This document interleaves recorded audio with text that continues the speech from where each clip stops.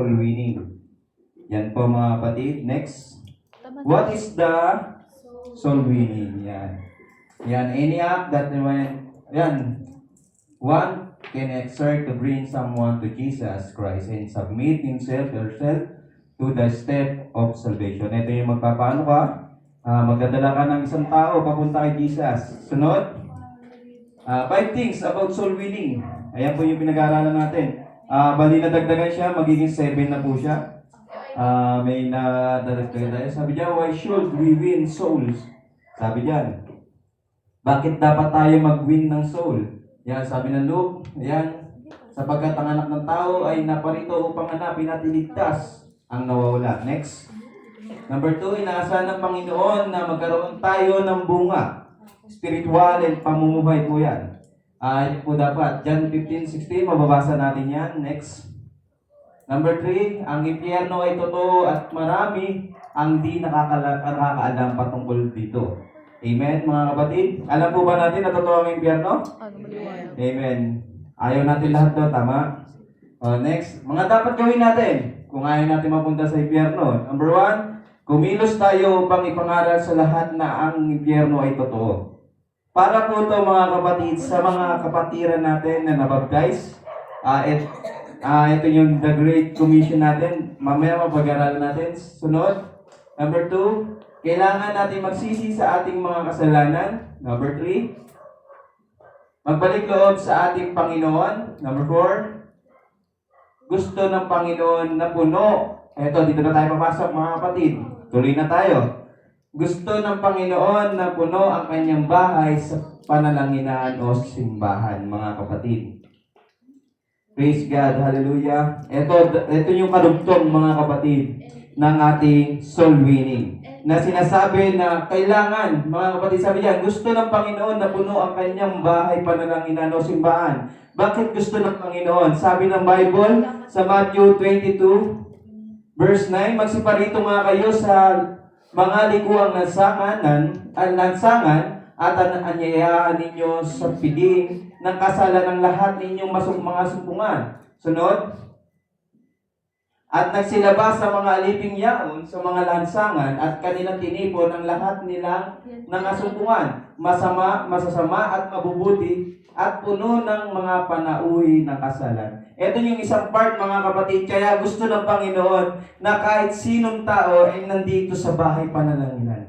Tatandaan natin, mga kapatid, sabi dyan, take note, masasama at mabubuti. Ibig sabihin, lahat ng tao.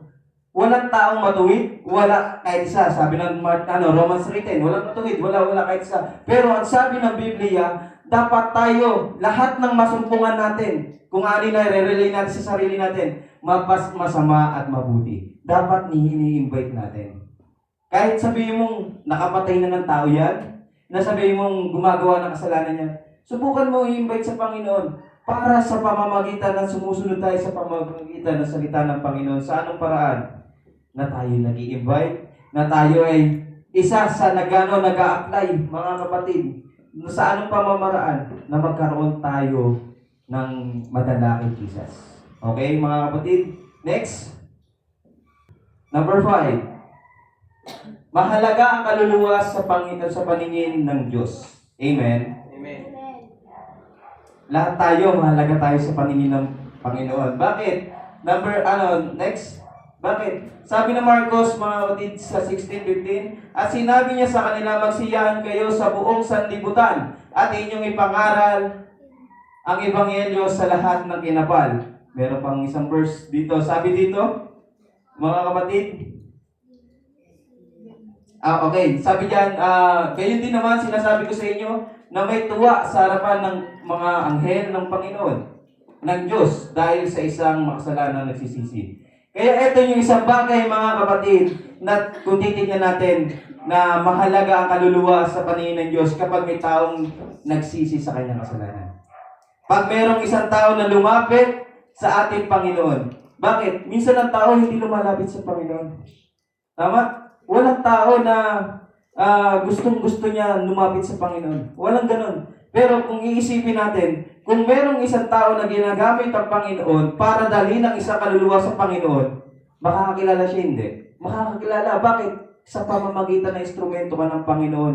Bakit sabi ng Biblia na masayang masaya ang lahat ng anghel ng Diyos?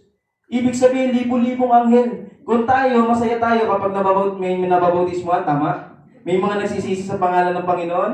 Tama? Kung isipin natin sa mga kasalanan na ginagawa natin, pag once na may nagsisi sa kanyang kasalanan, ang Diyos tuwa-tuwa, hindi lang ang Diyos, pati anghel, pati dapat tayo. Amen? Kasi nga mga kapatid, bibihira sa tao na magsisi. Kasi minsan ang mindset ng tao, lalo kapag mabait, tama? Iniisip nila, wala naman ako nagagawang kasalanan. Bakit ako lalapit sa Panginoon? May mga ganyan tao na wala naman ako tinatapakan tao. Wala naman akong inaanong, basta tumutulong ako sa kapwa ko. Pero tatandaan natin, sa paningin ng Panginoon, tayo'y makasalanan. Kaya kailangan natin, mga kapatid, yung mga tao na nasa paligid natin, tayo yung maging dahilan para makapasok sila sa karya ng Panginoon. Amen? Kaya sa mga nanay natin, hindi lang hanggang dyan kayo, mga kapatid. Sa mga kabataan, sa ating mga kakapatiran, hindi lang. Sa mga nagtatrabaho, hindi lang. Dapat may gawin tayo sa Panginoon.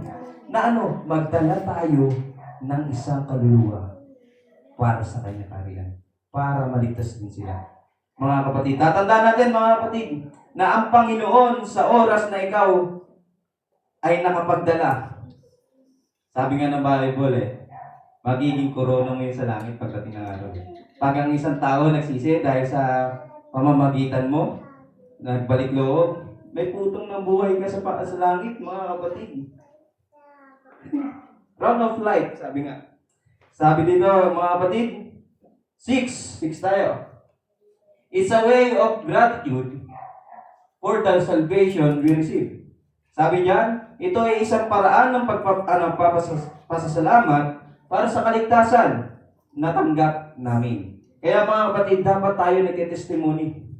Sabi ng Bible, mga kapatid, sa 1 Peter chapter 2 verse 9, sabi diyan, datapot kayo isang lahing hinirang, isang makaharing pagkasaserdote, bansang banal, bayang pag-aari ng sariling Diyos, upang inyong ipahayag ang mga karangalan niyaong tumawag sa inyo mula sa kadiliman hanggang sa kanyang kagila-gilalas na kaliwanagan. Kaya kung isipin natin mga kapatid, tayo mga kapatid, take note, sabi diyan, pag-aaring sarili ng Diyos. Ibig sabihin mga kapatid, lahat tayo mga kapatid, nanggaling tayo sa kadiliman, tama? Galing tayo sa panahon mga kapatid, nagkaroon tayo ng masasamang buhay. Sino po yung may mga great testimony sa atin dito? Meron ako isang kilala mga kapatid na grabe kung paano siya tinawag ng Panginoon. Alam natin kung sino siya. Isang kapatid natin siya na nangyao, na nawala. Mga kapatid, alam natin kung gaano kadilim ang buhay niya dati. Kung paano siya binago ng Panginoon at hindi na siya bumalik sa kanyang pamumuhay. Dati siya mamamatay tao, pero mas pinili niya na maglingkod sa Panginoon. Tatandaan natin mga kapatid, lahat ng tao na makasalanan, welcome niya sa Panginoon. Welcome niya, tatanggapin niya ng ating Panginoon. Kasi sometimes mga kapatid, kapag ang tao nasa kadiliman, hindi niya alam kung saan siya patungo Amen? May try niyo mga kapatid, pumasok kayo sa loob ng kwarto, magpatay kayo ng ilaw. Wala kayong makita. Amen? Paano kayo magkakaroon ng kaliwanagan? Pag once na merong tao, kung i-relay lang sa atin, kung pag once na may taong ginamit ang Panginoon, sa ano pa mamaraan? Ikaw mismo, mga kapatid, yung mga tao na nasa paligid mo, magkakaroon sila ng liwanag kapag once na ikaw sumusunod sa kay Kristo. Tapos sa pagsunod mo kay Kristo, mga kapatid, magkakaroon sila ng kaligtasan. Bakit? Nagkaroon sila ng liwanag sa dilim. Kasi ang dilim, kapag walang liwanag, mahirap. Tama? Pero, tayo yung gagamitin ng Panginoon na liwanag para ang lahat na nasa kadiliman, mawin natin. Amen? Amen? Kasi kung hindi tayo kikilos, habang buhay sila doon. Payag po tayo, mga kapatid, na meron kang nakikitang mga tao na nasa kadiliman, na hindi to literal, na madilim talaga. Kumbaga, yung pamumuhay nila, mga kapatid, na araw-araw lasing sila, araw-araw nasa sugalan sila. Kung iisipin lang natin mga kapatid, tayo naawa tayo. Ako nga minsan mga kapatid, pag ako naglalakad sa Maynila, makita ako ng mga tambay-tambay. Pag wasa nakita ko sila, ganito pala buhay ko dati. Nakikita mo, nasasalamin mo sarili mo dati, mga kapatid. Pero nung nakakilala ka sa Panginoon, awa ang nakikita mo sa kanila. Bakit? Kasi nga, alam mo yung feeling na wala sa Panginoon. Mag-isip kayo ng pangalan ngayon, mga kapatid, ng taong importante sa inyo na hindi pa nakakilala sa Panginoon. Mag-isip kayo. Yung naisip yung tao, yun yung i-workout nyo. Yun yung dalhin nyo sa Panginoon. Alam niyo kung bakit? Kasi kaya siya yung unang-una nasa isip nyo. Kasi nga, gustong iligtas siya ng Panginoon. Saan? Sa pamamagitan mo. Amen? Kapitbahay mo, pinsan mo, kahit sino dyan. Basta kung sino yung taong unang-una na nasa isip mo, i-workout mo. Baka isa yan sa tinawag ng Panginoon. Amen, mga kapatid? Nandiyan pa ba tayo? Amen. Kanina masaya tayo, ngayon hindi na. Dapat masaya tayo. Kaya mga kapatid, bisita ka man, baptize in Jesus' name ka, basta kapag sa may naisip ka na kaibigan mo, i-invite mo. I-invite mo. Kasi nga mga kapatid, mahirap ang wala sa Panginoon. Sobrang hirap po, mga kapatid. Number 7. It's the only way for men to be saved. Sabi diyan, ito ang tanging paraan para maligtas ang mga tao. Romans chapter 10, verse 14. Paano nga sila magsisitawag doon sa hindi nila sinasampalatayanan at paano sila magsisisampalataya sa Kanya na hindi nila napakinggan at paano sila makikinig na walang tagapangaral. Take note mga kapatid. Sinabi diyan na paano silang makakikinig na walang tagapangaral. Ibig sabihin, brethren, na kapag was na tayo, hindi tayo nag-share ng words of God, paano sila makikinig? Amen? Kung wala naman sila napapakinggan. Amen. Tama? Tama, ito mga kapatid, tanin natin. Kaya tayo binigyan ng Panginoon ng bibig. May purpose. Para ano? Para mag-share ng words of God. Kasi ito tatandaan natin, hindi lagi dapat magaling ka sa Biblia. Pero kung isipin natin, merong mga taong magaling, merong mga taong sakto lang, merong mga taong... Pero kung sasabihin mo sa sarili mo, sometimes ganito, hindi kasi marunong sa Biblia eh. Wala akong masyadong alam. Acts 2:38 lang alam ko. Di ba may mga taong ganyan, isang verse lang alam niya. Pero kung isipin mo, hindi naman totally na bago sa verse agad. Hindi ganun. I-testify mo kung ano yung kabutihan ng Diyos sa buhay mo. Yun yung pinaka-importante rin sa lahat. Kasi kung wala kang alam pa sa Biblia, umpisahan mo sa testimony mo kung paano mo siya nakilala. Amen? I-share mo. I-share mo sa Kanya kung paano ka inayos sa Panginoon, kung paano ka tinawag ng Panginoon. Kasi sometimes, mga kapatid, nahiya tayo mag-share ng words of God kasi wala tayong minsan alam na sa Biblia. Amen? Wala tayong gaanong alam. Pero tatandaan natin, mga kapatid, hindi lang dapat tayo makontento na wala tayong alam sa Biblia. Dapat nag-aaral din tayo. Amen? Kasi paano tayo mangangaral kung wala naman tayong alam? Amen? Paano natin sila mawiwin kung mga tanong nila hindi natin masagot? Bakit? Kasi nga sa pamamagitan na hindi tayo nag-aaral. Pero pag once tayo nag-aaral, mga kapatid, tatandaan natin. Sabi diyan, paano sila makikinig na walang tagapangaral? Isa dapat tayo sa mangangaral. Amen? Tuloy natin, mga kapatid, sa 15. Sabi niya, at paano sila magsisipangaral kung hindi sila nga sinugo? Gaya nga ng nasusulat, anong pagkaganda ng mga paaniyaong, mga nagdadala ng mga masasayang balita nang walang bagay na mabuti. Kaya ito dapat mga kapatid, ito yung lagi ko sinasabi sa inyo mga kapatid, kapag once na tayo mangangaral tayo ng salita ng Panginoon, dapat nananalangin tayo. Kasi mahirap mga kapatid, na kapag once na lumabas tayo, tapos hindi tayo nananalangin, mga kapatid, kapag once na may nag-decide dyan, magpabautismo, baka yung glory sa atin. Amen? Yung humbleness, kung ano, mawala sa atin. Kaya tatandaan natin, sinabi diyan, paano sila magsisipangaral kung hindi sila nga sinugo? Ito yung sinugo, mga kapatid, na ikaw, sa sarili mo na magamit ka ng Panginoon para maligtas sila. Kasi mga kapatid, mahirap mga kapatid, na alam mo yung kaligtasan, pero hindi mo magamit, hindi mo masabi sa kanila dahil nahihiya ka. Sino mahihiyain dito?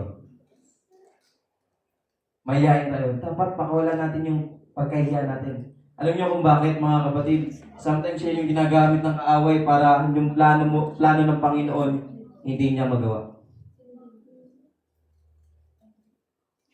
Bakit? Kasi sometimes mga kapatid, yung kaaway, ayaw niya kasi tayo nangangaral ng salita ng Panginoon eh. Bakit? Kasi baka may mag-decide. Baka merong maligtas. Kaya dapat tayo mga kapatid yung hiya. Natural sa tao. Pero dapat pagdating sa salita ng Panginoon, kapalan ng mukha to. Dapat ganun. Mga kapatid, bakit ka mahihiya kung si Kristo dala mo? Amen? Dapat kapag si Jesus ang dala natin, yung salita ni Jesus, dapat makapal ang mukha natin.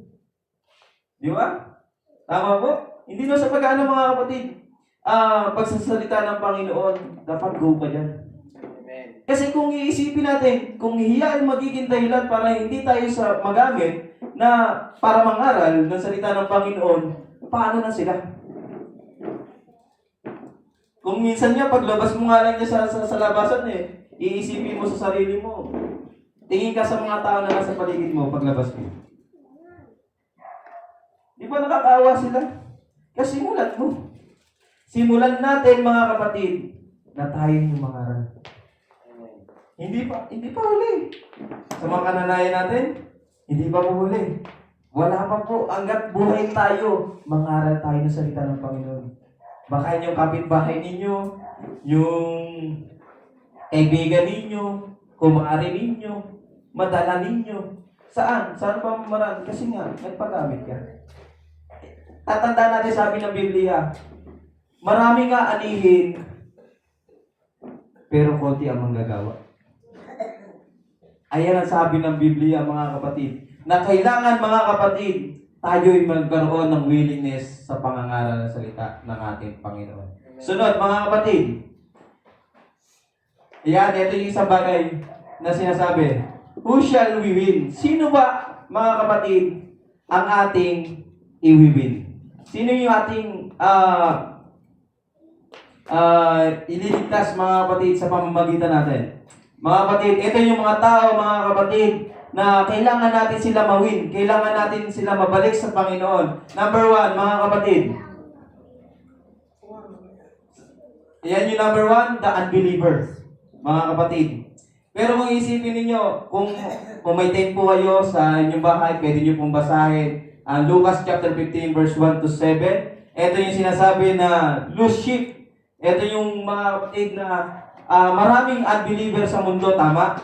Maraming mga taong hindi nakakakilala sa Panginoon, pero tatandaan natin, bawat isang unbeliever, kahit sino unbeliever, baka isa sila sa tao ng Panginoon na kailangan natin ibalik sa kawan ng Panginoon. Mga kapatid, maraming tao sa mundo. Kaya kapag once na tayo nangaral ng salita ng Panginoon, baka nga yung kinausap mo kanina siya yung nawawalang sheep ng Panginoon Amen. Tama? Kasi kung iisipin natin, yung ating sarili, may mga tao na dating nakakilala sa Panginoon, pero nawala lang sa paglilingkod sa Panginoon. Bakit? Kasi nga, may mga tao, mga kapatid, sa pagiging unbeliever, na bumabalik sila doon sa kanilang paniniwala. Bakit sila bumabalik? Kasi minsan, udyok na kapatid, ng nanay. Kaya yung pagiging nila, pagkakilala nila sa Panginoon, nawawala minsan mga kapatid. Na imbis na nasa katotohanan na sila, babalik sila sa dati nilang pamumuhay. Mga kapatid. Kaya yun, tuloy-tuloy na yung pagiging hindi nila naniniwala sa Panginoon. Sometimes, ganito pa isa, yung mga unbeliever. Kaya yung iba, kapag mas na niyakag mo sa Panginoon, hindi sumasama. Kasi may nakausap nga ako nanalangin siya, tapos hindi sinagot ng Panginoon yung kanyang panalangin. Kaya mga kapatid, ito yung isang bagay mga kapatid na magpapatunay na merong mga tao talaga na Gusto muna nilang maramdaman ng Panginoon bago sila umano sa Panginoon, bumalik sa Panginoon. Kasi mga kapatid dito sa pagiging unbeliever, wala silang paniniwala talaga na na kung paano talaga makapasok sa presensya ng Panginoon. Sometimes yung mga unbeliever, mga kapatid, nahihirapan yan sila, mga kapatid, na wala sa Panginoon. Pangalawa, mga kapatid, the offended. Ito yung mga tao, mga kapatid, na na-offend. Sino lagi na-offend dito? Sino yung mga tao na na-offend? Ito yung mga tao, mga kapatid, na ano lang natin, minsan hindi mo nakamayan, nagtampo, sorry na. Kaya syempre may mga kapatiran tayo na hindi naman lahat, paano kapag dumami na tayo? Hindi na natin makakamayan yung bawat isa sa atin. Halimbawa, syempre, sometimes may expectation ka na kakamayan ako ni brother. Tama? Pero kapag na may expectation ka kasi, baka yun yung maging dahilan ng pagiging offended mo. Kaya kailangan maging malawak ang ating kaisipan, mga kapatid, na kapag hindi tayo napansin ng ating kapatid, unawain natin. Nasabihin na lang natin, baka hindi niya lang ako napansin, okay lang siguro, may next time pa naman. Ako na lalapit sa susunod. Kasi mga kapatid, kung iisipin natin yung mga offended kasi yan yung mga may narinig na salita, masakit na salita. Amen? Kaya ka na-offend, di na ako babalik dyan. Ganyan pala church nyo. Ganyan pala sila magsalita. Akala ko pa nang mababait sila. Di ba may mga taong ganyan? Pero kung iisipin natin, bakit ka nasa loob ng church? Ayun, tanongin mo sa sarili mo, para ba sa taong yun? Para ba, kaya ka naglingkod? Kaya para sa kanya? No. Kung tayo na-offend minsan, manalangin tayo sa Panginoon. Mga kapatid, kasi yung offended, masakit talaga. Sobrang sakit yung na-offend ka, sobrang sakit. Kaya huwag mong hayaan, mga kapatid, kapag once na na-offend ka, ang first choice mo, tumalikod sa Panginoon. Huwag, mga kapatid. Kasi ang tatandaan mo, kapag na-offend ka, ang gawin mo sa sarili mo, lumuhod ka, then isumbong mo sa Panginoon. Lord, ang sakit ng ginawa niya sa akin. Meron pa ako isang bagay na testimony, mga kapatid, na na-offend din ako. Pero sa awa at tulong ng Panginoon, tinulungan niya ako. Kasi dati may gusto akong tao. Mga kapatid, grabe yung worship ko. Lord, ganyan. Worship ako, mga kapatid. Pagka-worship ko, mga kapatid, pagtingin ko sa isang kapatiran, sinabi niya sa akin, huwag ka na umasa, may naantay siya. Crush na crush ko yung tao, bago ganun ibabanat niya sa akin. Nakaka-offend hindi. Nakaka-offend, bakit nga? Expectation mo kasi na crush mo yung tao Tapos dumating yung time na sinabihan ka na gano'n, na-offend ka. Siyempre may masakit yun, di ba? Kasi nga, mahal mo yung tao, wag sa'yo gano'n yung sasabihin. Tama, yung crush mo. Pero kung isipin natin, mga kapatid, kung ako sa salita niya nagpa-offend ako, baka wala po ako ngayon sa harapan ninyo. Alam niyo po ginawa ko? Umiyak ako nang umiyak. Hindi na sa imbis nag-worship ako, umiyak ako kasi nasasaktan ako. Sobrang sakit, Panginoon. Pero sa tulong ng ating Panginoon, mga kapatid, hindi niya inayaan na mawala ako. Because, mga kapatid, na sinabi ko sa sarili ko na bakit ako magpapa-offend sa Kanya? Kung si Jesus yung tumawag sa akin. Kung tinawag ako ni Jesus, ito yung isa pamamaraan. Sometimes yung ma-offend ka, yun yung magiging kalakasan mo Para magpatuloy ka sa Panginoon. Kasi, ano yan kapag was yung offend na nagpasa mo, may isang offended pa, ma-offend ka na malaki yan. Yung talaga sobrang sakit. Tapos, kaya ka dinala ng Panginoon sa maliit na offended, baka may malaki na paparating para sa'yo. Na baka dumating yung time sa oras na malaki ang ma-offend ka. Halimbawa, bumigay ka sa maliit. Paano pa sa malaki? Amen? Sa malaking problema na mangyayari sa buhay mo. At least doon sa maliit, nakawala ka doon. Nalagpasan mo yun. Kasi dahil nakalagpasan mo yun, kapag once na may dumating na tao na ma-offend ka ulit, ay, wala na yan. Nangyari na yan. Nalagpasan mo na yan. Sa susunod ka na lang. Matibay na to. Kaya mga kapatid, magpatuloy tayo sa ating Panginoon. Kapag once may marinig kang masakit na salita, huwag mong pukusan yung sakit na sinabi niya. sa Panginoon ka tumingin. Amen? Amen. Kasi kapag doon ka nag-relay, masasaktan at masasaktan ka. At yun na magiging dahilan kung bakit mawawala ka sa Panginoon. Amen. Kaya tatandaan nyo mga kapatid, pag medyo na-offend, doon agad sa Panginoon. Amen? Number 3.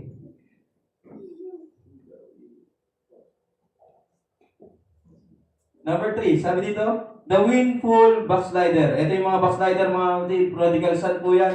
Kung ano natin sa ating Panginoon, yung mga tao nag-backslide, mga kapatid, dapat yan, wini-win natin yan sila, mga kapatid. Then number 4, the loose inside the church. Kaya tatandaan natin, yung mga nasa paligid natin, yung mga nawala, dapat yung mga dating nandyan na nakaupo, nakakilala mo, dapat isa tayo sa magpagamit sa Panginoon na makabalik sila. Bakit mga kapatid? Kasi nga nakasama natin sila.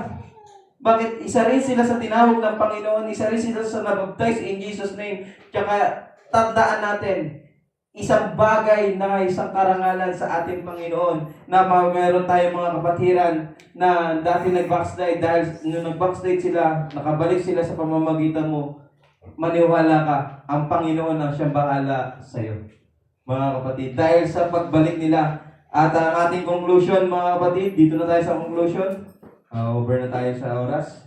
Conclusion, sabi dito, ito yung ang isang conclusion ng mga kapatid na sinabi sa Marcos chapter 16 verse 15. Pagkatapos na sinabi ni Jesus sa kanila, humayo kayo sa buong mundo at ipangaral ninyo ang magandang balita sa lahat ng tao. Kaya mga kapatid, kapag once na tayo tinawag na ng ating Panginoon, na baptize in Jesus' name tayo, the Great Commission natin, mga kapatid, hahayo tayo. Saan pamamaraan, mga kapatid, na ipangaral ang salita ng ating Panginoon. Tatandaan natin, the moment na pinapangaral mo ang salita ng ating Panginoon, humayo ka sa pangalan ng ating Panginoon, dinala mo ang pangalan ng ating Panginoon, tatandaan mo, mayroong isang tao dyan na tatawagin ng Panginoon. Kahit maraming tao, mga kapatid, na hindi makinig sa sinasabi mo, basta ikaw nangangaral ka sa pangalan ng ating Panginoon Jesucristo, tatandaan mo, mga kapatid, maniwala ka, may isang magsisisi dyan. Amen. Praise the Lord. Basta mangaral lang tayo, kasi yan yung the Great Commission natin. Preach the gospel, mga kapatid. I-preach natin. I-share natin sa lahat ng tao, sa lahat ng kinapal ng nilalang ng ating Panginoon. Ibigay natin ang salita ng ating Panginoon sa pamamagitan ng instrumento tayo ng Diyos. Kasi mga kapatid, pag hindi tayo gumalaw sa ating Panginoon, hindi tayo gumalaw sa ating misyon, mga kapatid, tatandaan natin, minsan yung kausap mo, minsan iisipin mo, dapat pala pinangaralan ko siya kapag nawala pa siya, doon mo nare-realize na sayang ang buhay niya. Amen. Kaya mga kapatid, hanggat may time tayo na mangaral ng salita ng Panginoon, gawin natin. Amen. Praise the Lord. Magpagamit tayo. Hindi pa huli, mga kapatid. Kita niyo yung mga upuan na wala. Dapat isa dyan yung isa sa mga maging kamag-anak mo, isa dyan sa maging kumari mo, pinsan mo, pamilya mo, dapat makita mo na nakaupo dyan. Amen. Ganun yung maging mission mo. Mga kapatid, unahin natin maging mission yung pamilya natin. Pag inuna natin ang ating pamilya at hindi, na-share na natin sa kanila at hindi sila nakinig, labas tayo, sa ibang tao tayo. At least nasabi mo na yung magandang balita ng ating Panginoon. Kasi mga kapatid, pag hindi tayo nangaral, kawawa sila. Payag tayo mga kapatid. Tayo ligtas, sila hindi. Payag tayo. Kaya mga kapatid, gising na tayo. Gising na tayo. Simulan na natin magpagamit sa Panginoon para makakilala sila sa Panginoon. Kasi mga kapatid, nakakaawa sila. Kaya mga kapatid, sana sa ating pinag-aralan, mga kapatid, kung paano soul win ng ating ng kaluluwa ng tao, mga kapatid, kung isipin natin, nandiyan na yung isang bagay, mga kapatid, na sinabi, dapat kumilos tayo. Kilos, mga kapatid. Kailan tayo kikilos? Kapag wala na sila? No. Hanggat nandyan sila, kumilos tayo. Mga kapatid, yung mga kananayan natin, mga kapatid natin na mga kapatid, mas maraming magagawa tayo kung tayo tulungan. Amen? Kung marami tayong madadala sa Panginoon, kung isa tayo sa willing. Amen?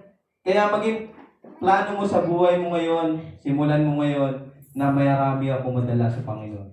Amen. Praise the Lord. Gawin natin mga kapatid na marami tayong madala sa Panginoon sa pamamagitan mo. Mga kapatid, tandaan natin, ang Diyos handang tumulong kapag willing ka. Ang Diyos handang nandyan para sa iyo kapag may willingness ka. Mga kapatid, kapag wala yung willingness at hindi mo ina-apply sa buhay mo yung willingness, hindi tayo makakadala ng tao sa Panginoon. Pero ang dapat natin gawin, buksan mo puso mo, lagyan mo ng willingness para makasunod tayo sa sinasabi, go and preach the gospel, mga kapatid.